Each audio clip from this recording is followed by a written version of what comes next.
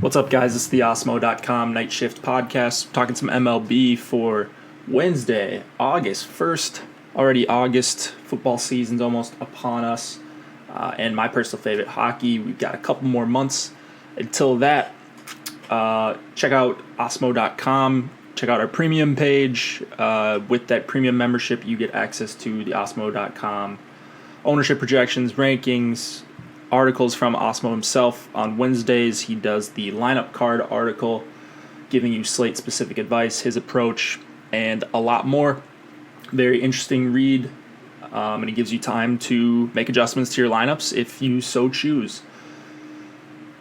Spotlight hitters, pitchers, and stacks will be out tomorrow. I'll be on the strategy video in the morning, and it will be live as always, so come chat, come hang out with me. One last day of myself only, and then Josh should be back on Thursday morning. All right, let's get into the slate.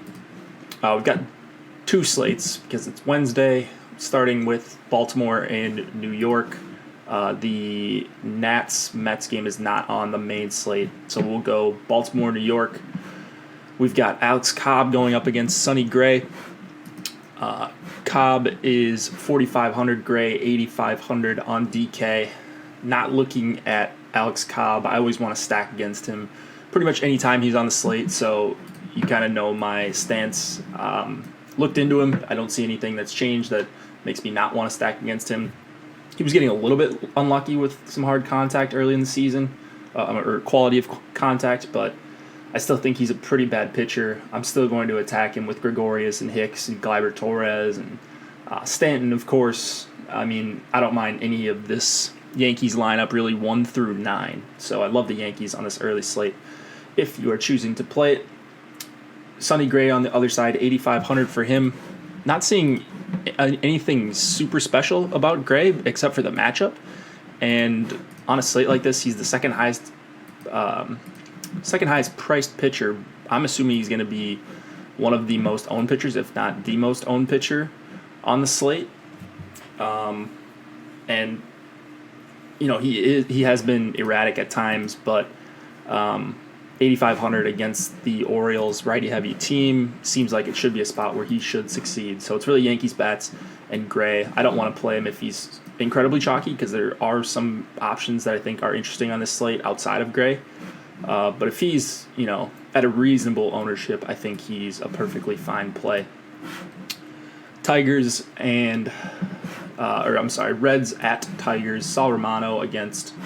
It was going to be Mike Fiers. I don't know who it's going to be now. So we'll talk more about this on the strategy video tomorrow morning. But we'll go through Detroit bats against Sal Romano. It's the lefty power I want. And they traded away Leonys Martin. So no Leonys Martin.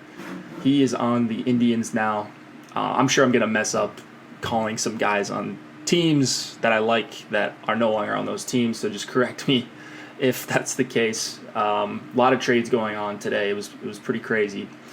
Candelario, I'm pretty sure he's still on the Tigers. No, I'm sure of that. He's 4K on DraftKings for this slate.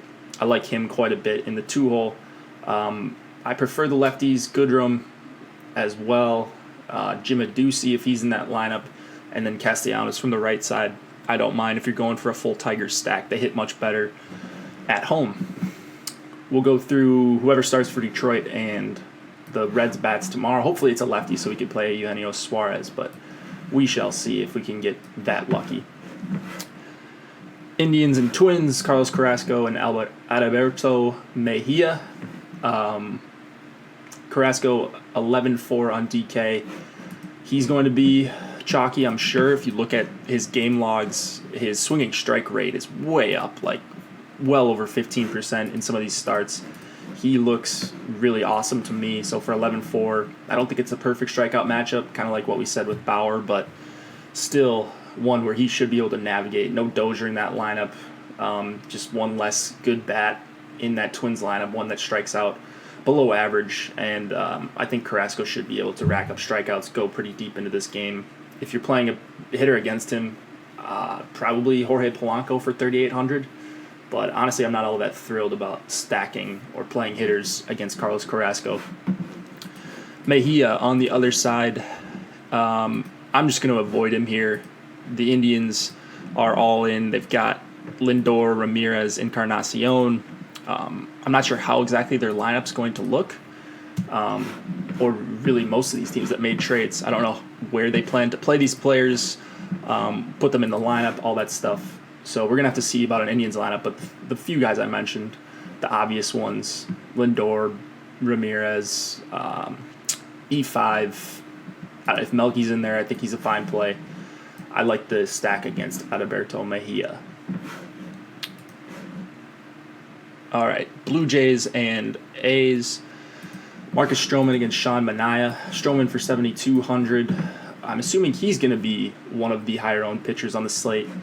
I like him. I like him as a pitcher. I think he's a better real-life pitcher than DFS pitcher. I don't know that this is the best matchup for him.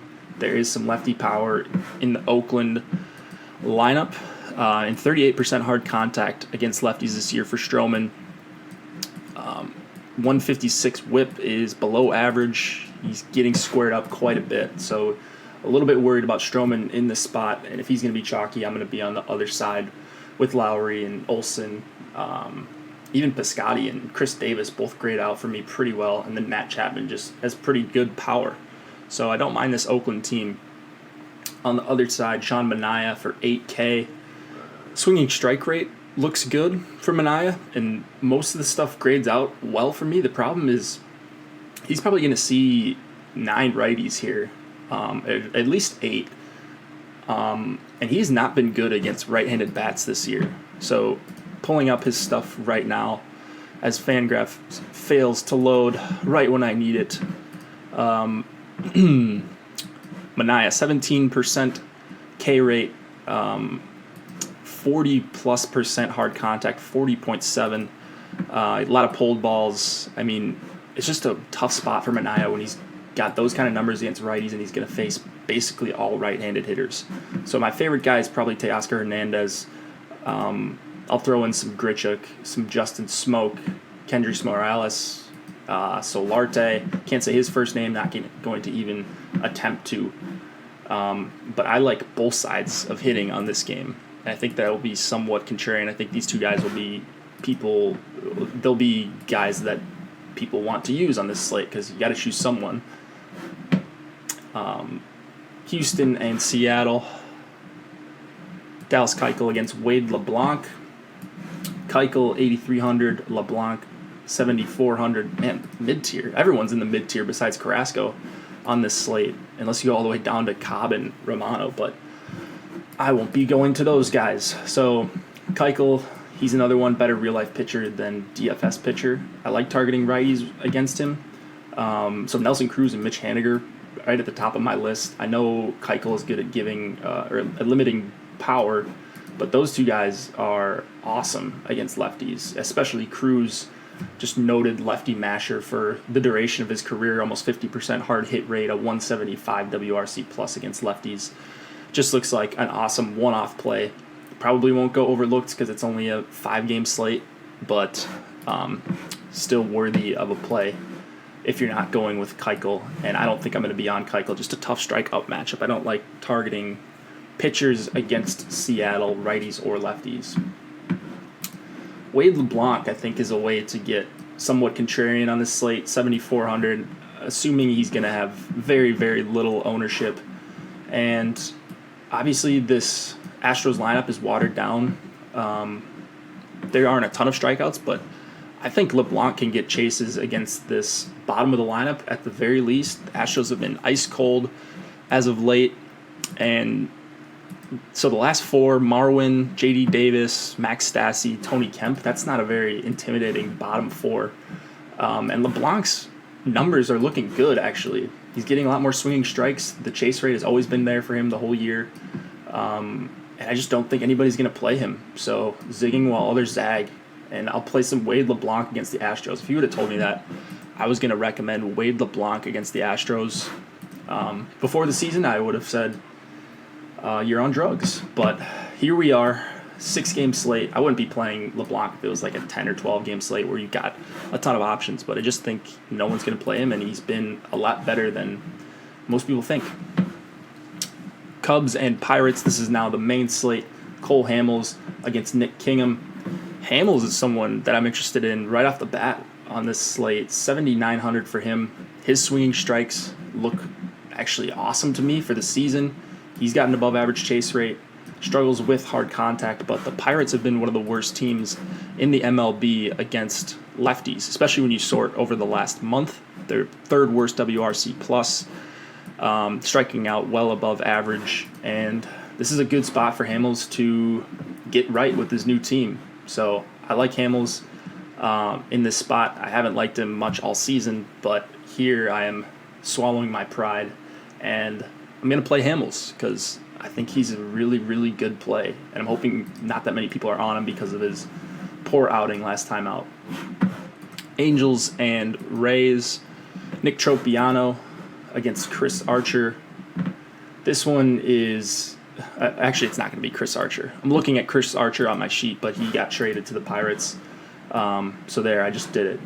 I just said that Archer was still on the Rays. I'm sure I'll do that 20 more times in the next couple days. But Tropiano is 7,100, a little bit too expensive for me. I like some other cheaper guys, and one that we'll talk about in the next, really one cheaper guy in the next game. It's in Tampa. It's a good spot for Tropiano as far as park goes, and there's not that many intimidating hitters, but I like Jake Bauers. Tropiano giving up 42% hard contact on the season, below average K rate, below average chase rate, all that stuff. So just assuming ownership, I'm going to be well below the field on Tropiano. We don't know who's going for Tampa. I'm assuming it's going to be a bullpen game, and those are always dicey for me. But if they're going to see a good helping of righties, the Angels, they've been crushing righties as of late. Kind of crazy when you look at some of their ISO numbers over the last 14 days, last 30 days. They've just been lights out against righties. So Trout, Upton, Pujols, no Kinsler obviously in there, but Ohtani as well. If he's going to start to hit, this is a pretty dangerous Angels lineup, even in a bad park. Miami and Atlanta, we've got Pablo Lopez against Anibal Sanchez. Lopez, 5,700. Sanchez for 8K. You can make a case for both of these guys. Lopez being so cheap, he allows you to do basically whatever you want with your lineup. And that's what I like on slates like these. I want to target the hitters. I don't see many pitchers having big games on this main slate, so I'm going with the cheap guy that I think is pretty good. If you just look at how deep he's gone 5 or 6 innings in all 5 of his starts, getting strikeouts, getting some swinging strikes, over 10% on the season. And then you look at his O-swing rate, and it's at 38%. Rough outing against the Nationals in his last start, but a young righty against a lefty-heavy Nationals team, you expect him to struggle. This is also a good lineup. The Braves also have a good lineup, but it's Freeman and Markakis, and then after that, I'm not super scared of anyone else in the lineup. Swanson down the lineup. Flowers strikes out a bunch against righties. Acuna as well. So I think there's some potential here for Pablo Lopez. I'll be targeting him heavily on the main slate. Anibal Sanchez for 8K. Certainly can make a case for him against the Marlins. He's 8K, not the highest upside option, but kind of surprised at what I've seen from Anibal Sanchez. And I don't want to argue against him as a play here. I'm sure I will have some. My model likes him. I don't necessarily like him, so I don't know whether to just, or I shouldn't say I don't know. Usually when that happens and a guy's going to be very low owned, I stay overweight on him when my model likes him and I don't. But if he's going to be one of the chalkier options on the slate and I don't like him, but my model's kind of liking him, I just limit the exposure. So we'll see what I do with Anibal, but not targeting bats against him, maybe besides Real Muto for 4,900. Kansas City and Chicago. The White Sox, Jake Junis against Dylan Covey. 2 pitchers that I don't really want to play. Junis, 7,500. He's been a hard contact machine this year. Going up against the White Sox, they don't have many great hitters, but they do have a lot of good, powerful hitters like Matt Davidson, Avisel Garcia, Jose Abreu, Yohan Moncada out off the top. So if those four are going to start off the White Sox lineup, that's a pretty easy four for me to get to. I love all those guys against Junis. It's just the bottom of that White Sox lineup is so tough. It makes the White Sox are very easy to stack, but everyone else is going to have the same 4 or 5 guys. If you stack the White Sox, that's the only beef, I guess, that I have with them. Covey on the other side, 5,900. I wish there was a little more swing and miss in him. I prefer Lopez. I think Covey might be higher owned because he's at home in a better matchup than Lopez. If that's the case, then I'll gladly just pivot to Pablo Lopez. I'm not worried about missing out on Dylan Covey against the Royals. Only a 12% strikeout rate for Covey against righties this year. It's been better against lefties in terms of getting the swings and misses. So I love Salvador Perez here for 4,900. The two most expensive catchers, it seems like, 4,900 for Salvador Perez, and then JT Realmuto for 4,900. I like both of them as one-offs. Duda just got big power from the left side, and that's about it. I wish there was a stack I could get to with the Royals, but maybe Merrifield, I guess. He hits lefties a ton better, but he's at least okay against righties. Kansas City is just one of the worst teams to stack and worst teams to play in DFS. Colorado and St. Louis. Kyle Freeland against Luke Weaver.